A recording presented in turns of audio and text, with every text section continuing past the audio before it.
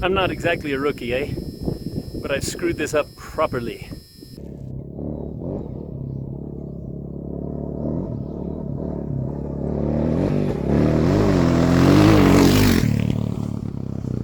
Okay, this is why I like TUBliss. I'm out here on my own, been hauling ass, smashing over rocks and stuff, come around a corner and the rear tire is flat. That's worrying. If the inner bladder is punctured, I'm in for a lot of effort. But if it's not, and I suspect it's not because that little bastard there is a nail. So I think I'll be able to change this in about, fix this in about 5 minutes. First thing I'm going to do is check and see if the inner bladder has been punctured.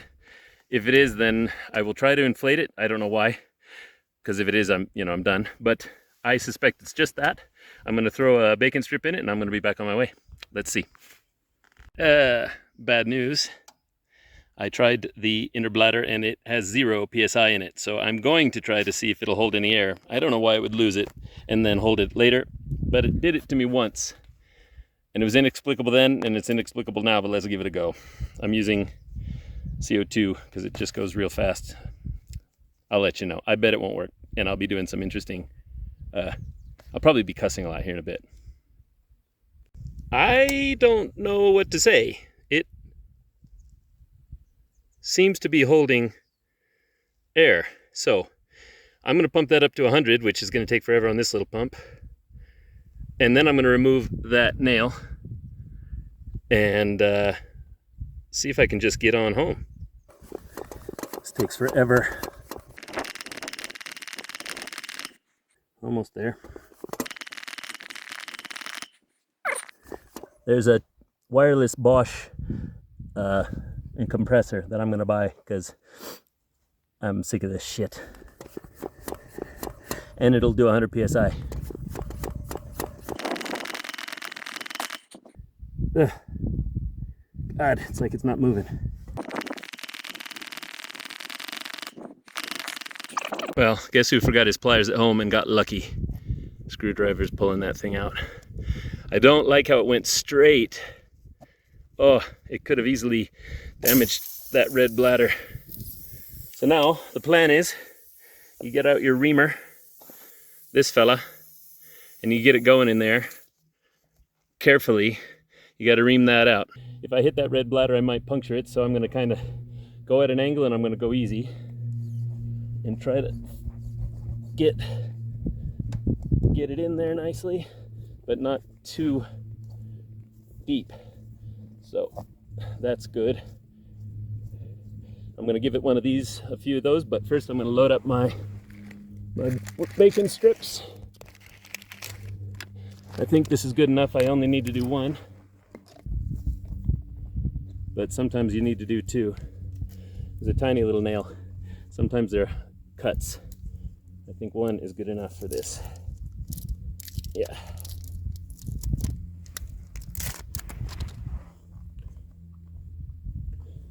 Thread it through there. Hi, buddy.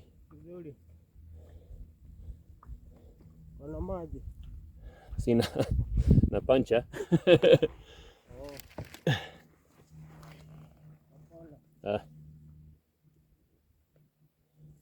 Cover it with a little bit of this rubber cement, which is almost finished, but it's probably enough. This is tricky.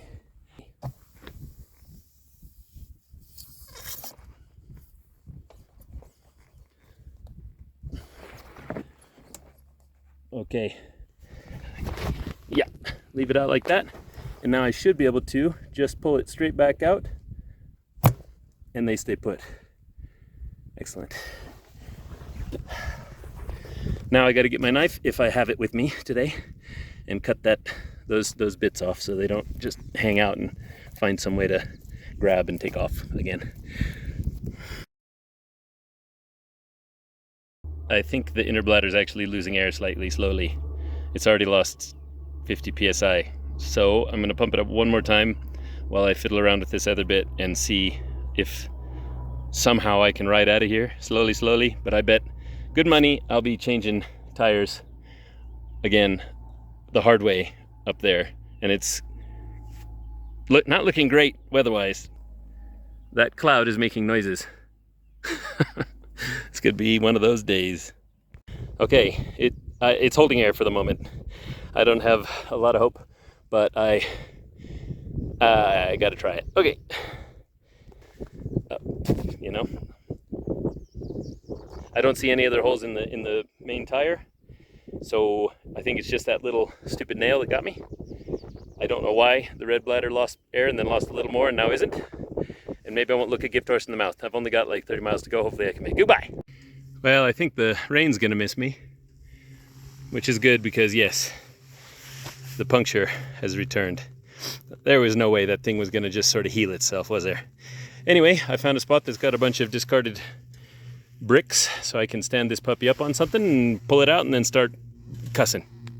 We have the wheel off, and I'm gonna start wrenching. Gotta take off the lock nut there and there, take the whole tire off, and then get the red bladder out. And now I have someone to watch. He's going to watch me. Whoa. Ah!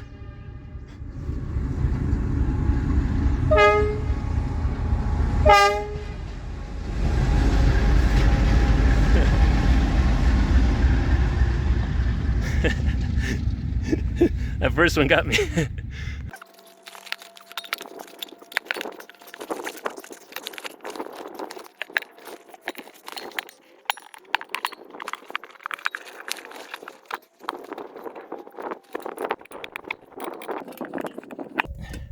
I actually have a lot of practice changing friggin' tires.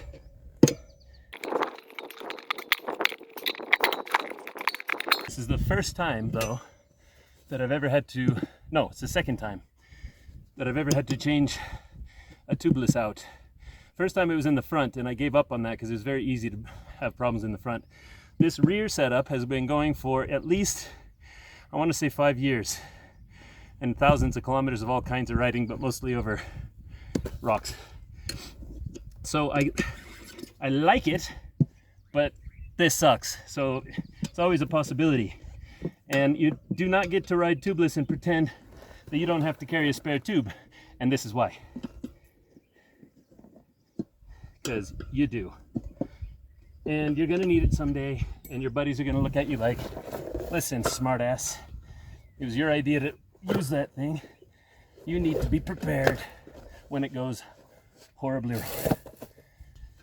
Let's see, here we go.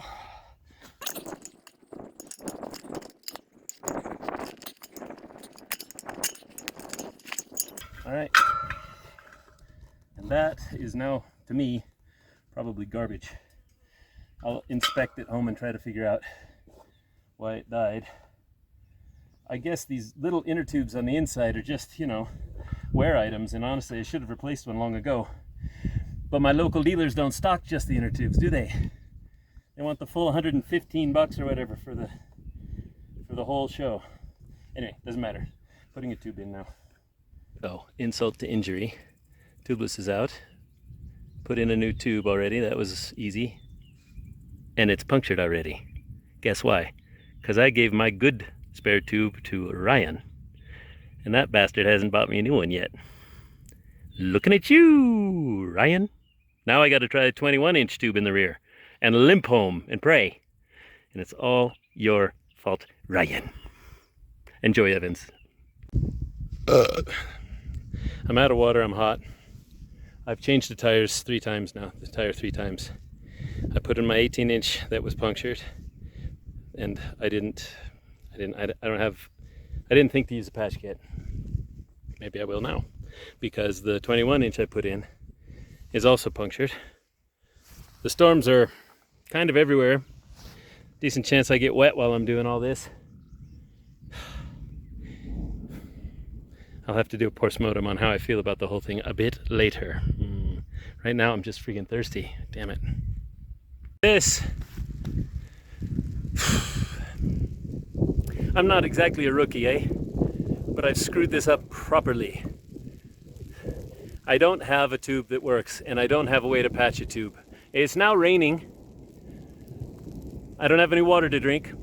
I'm hot. I'm thirsty. I don't know what I'm gonna do. I think there's a chance I cut bushes and sticks and shove it in the wheel. All the tubes, just cut off the valves and stuff them in there. I don't have any idea what I'm gonna do. What? Jesus. I mean, I thought I was done paying school fees.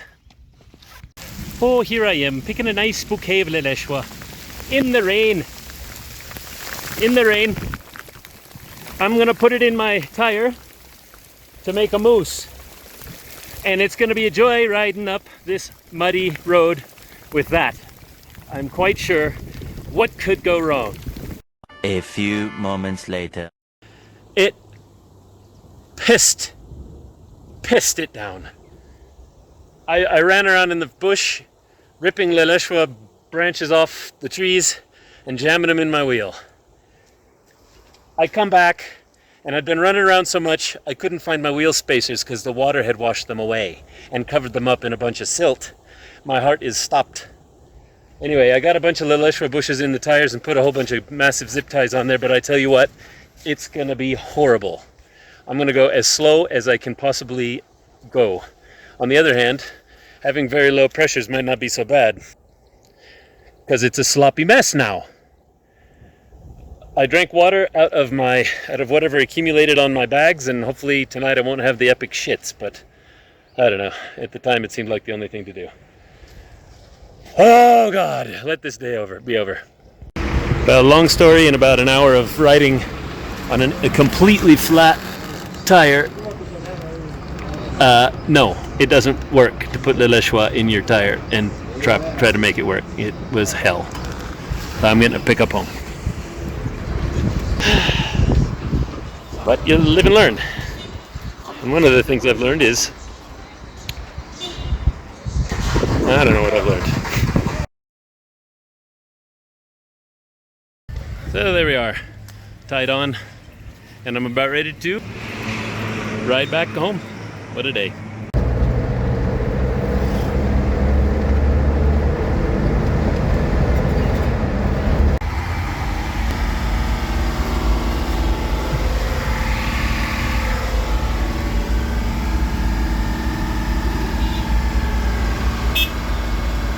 This guy can't make his truck move, and he's in the way, to put it mildly. Okay, well, following day, having slept on it, trying to determine what I really feel about that day. One thing that did not work at all was trying to put leaves inside the wheel to make a mousse. It is just potpourri making, actually. It made very lovely Leleshwa smelling potpourri. Leleshwa smells a lot like sage. So it's very delightful smell in my garage, but an utterly useless way to try to extricate yourself from the bush. The bead fell off on the inside of the tire immediately, and I just wobbled my way. It would have been exactly the same thing to put nothing inside that tire. So, yeah. So now I've removed the inner bladder from this TUBliss, and sure enough,